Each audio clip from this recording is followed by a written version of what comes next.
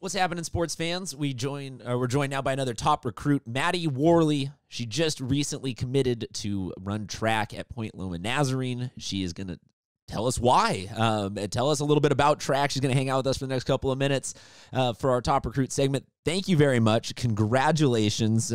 You are going to be a Sea Lion now. Why Point Loma Nazarene? So when I started looking into colleges, I knew I wanted to stay local. So that helped kind of make my circle a little bit smaller of where I was looking. And when I toured Point Loma, I just fell in love with the campus. It's hard to not love. It's on the beach. And then I really liked the track program and just everything about the school. So I knew it was the right place for me. Does it give a track athlete an unfair advantage that you get to be like a nice ocean breeze, a little bit easier condition? Like you're not running in the desert somewhere. You're not running in like the muggy South. I feel like you have to basically, you're like, oh, this is the best setup in the world for my sport. Yeah, exactly. Like, I mean, I feel like even the toughest practices probably won't be that bad because I can just look at the ocean. Yeah, the only thing you're missing out is on you should have also done cross country, because that way you'd probably get to see more of the beach. Instead, you're just going to see you're going to tour the same spot of the beach in rapid succession, doing it over and over and over. Exactly. Very true. You're coming from a small school with Christian, and you know, there are a lot of kids out there that are doing the small school thing that they might not know how to get themselves recruited, how to help themselves out, because they're not at a powerhouse big time program or something like that. So what advice do you have for either your younger self or just younger kids and parents out there listening right now? I definitely suggest like trying to find schools you're interested in and contacting the coaches, which I had some help with that. And I would just go on the internet and find the emails, hopefully contact who I needed to. And eventually it all worked out. If they get back to you, it's awesome. It works out really well. You just kind of got to take some initiative. What events are you hoping to run in college? I'm hoping to continue to do the 400 mainly, and then also relays. Sometimes I drop down to a 200 or up to an 800, but mainly the 400. Okay, so I want to start with relays. I did not run track. I have never, in any sort of competitive thing, run track, but I feel like low-key the handoff in a relay is the most difficult thing in all of sports. I think for the 4x1, it definitely can be, and pretty much every season there's at least one race with a mess-up.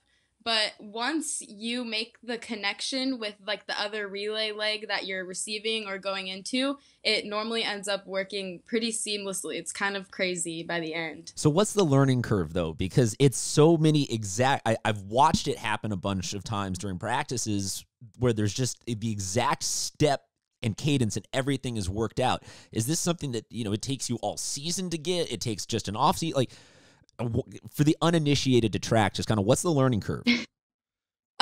Usually what we do is we just start from square one. We put a piece of tape down and we're like, okay, it's this many steps. We'll see if it works. Normally it does not work the first time. So you just shorten or make it longer between the two people until eventually you have some type of good product. I don't know. I feel like you're kind of, maybe just because you've done it seamlessly, maybe you're downplaying it and playing a little bit of the humble card. But folks, it seems really difficult, and there's a lot of people that they miss it by that much, but then that ruins the whole thing and the whole race. For the 400, that seems like it's just in that like perfect distance of it's a little bit of sprint and a little bit of endurance. How did you settle on wanting to do the 400? Well, freshman year, I went in and he put me as a 300 hurdler, which was fun. Yeah. What? I mean, it was all right. And then he started having me run the 4x4 with some of the older girls. And then eventually we realized that season I was going to completely shift and the 400 became my main event. It seems like track, the meets are the most underratedly fun and positive environment of any high school sport. So like, talk to us a little bit about what some of these like mega big meets are like and how crazy it is to see everybody be so supportive of everybody and competitive at the same time. Yeah, that's definitely something I love about the sport because everyone wants to see the other people succeed.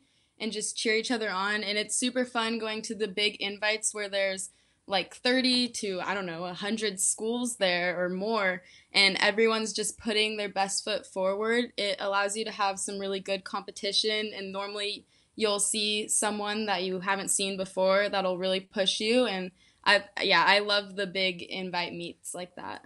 The sort of slow clap build up moment for the long jump is something that like all sports need. That all sports just need like a moment where we're all just going to cheer for whoever can make the first 3-pointer. Let's get this game started. We're all just going to start. It's so awesome where you see everyone from every school get around and doing that. I highly recommend when we're able to have all of these events again that you guys go and check out a track meet. It is super, super fun. What's it been like being, you're the only high school seniors who have ever had your senior year ended with a global pandemic. So I don't think anybody has a comp for what this feels like. What has been on your mind, your heart? Like, just floor is yours. What has this experience been like? There's definitely been some ups and downs. At first, honestly, I was like, this is going to last only 2 weeks. We'll be back. Everything will be fine. And then we kind of started to realize it was not that way. So it's definitely been a learning curve for everyone, just how to deal with figuring out school, sports, and just all these different emotions that are going on, especially when the end of senior year is supposed to be like the most fun ever. But I think at least my class, we've all been like in contact with each other, trying to be uplifting and just be positive and be grateful for the time we did have in high school. What have you been up to with your downtime? Well, we've had school, so I do school 3 days a week, so that keeps me busy. And then pretty much just working out. That's kind of all I can do. So, I mean, you don't have a track to run around. So if you found like a cul-de-sac that you can sort of run that gives you that same track vibe, like how do you stay in, how do you scratch that track itch? So sometimes I'll do just like longer runs and then come home and do core and that kind of stuff. Otherwise, I'll try and find like the flattest area I can to do some hard to figure out some workouts. Yeah, because baseball players will have a tee or something like that. Basketball players might have a hoop. Track athletes, they need space. They need a lot of distance to, even the 100-meter hurdle. I guess the 100-meter people are the only ones that are like, yeah, I can deal with this. Everyone else is like, no, I need a lot of distance. Okay, so I noticed behind you, over your shoulder there, tons and tons of medals. What do we got? What is that from? What is that? Is that one track season? Is that several years? Oh, wow. So that's all of my track medals. So like from freshman year till now. Okay, so wait. Pan back over. Let's get it like a rough count. What? That is a ton. Okay, so what? It's a lot of, so I see the Acadia. I see the Acadia one. That is a huge one. Is there one on here that you like means a little bit more to you, or are you just kind of like, that's just these are just my things. I just have these. Definitely like the Arcadia and then the CIF ones. Those are probably the most important. Have you ever worn all of them at once? No. No, you haven't just been like, I want to feel like a champion today. I'm just going to wear all of it. If you would like to take a photo of you wear, oh wait, are there plaques up there too? So this is just the wall of success. I guess. Okay. I guess so. It's like motivation wall. Congratulations. That's a badass wall to have. That is a delightful, you walk in and you're like, all right, motivation. I like it. If you do ever end up wanting to wear all of them at once, please send us that photo. So I'm sure that there's a lot of track athletes out there that might have other good photos of you guys wearing those medals. They need to give. I'm seeing that they need to give medals out in more sports. That's awesome to be able to collect that kind of stuff during the year. Yeah. Are there superstitions in track? Like, is there any routine, ritual, that kind of stuff that you got to do on a game day or a race day? I know, like, there are for a lot of people. A lot of people like to eat pasta before races, especially distance runners. Anything for you? I have, like, some lucky socks that I like to wear, so I wear them every single meet. Otherwise, I get, like, super freaked out. But, yeah, that's about it for me. Okay.